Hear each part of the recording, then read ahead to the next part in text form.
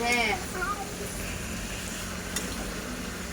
ভালো বলেছি আমি, দারুণ বলেছি। আমরা আমরা আজকে মাংস ভাত খাবো, মাংস ভাত খেয়ে তারপর বৃষ্টিতে ভিজতে ভিজতে ঘুরতে যাবো। বেউ বেউ বেউ। গরম খুন্তিটা দেখেছো? গরম খুন্তিটা বাবা এরকম করে না বাবাই। গরম খুন্তি দেখেছো? গরম খুন্তি।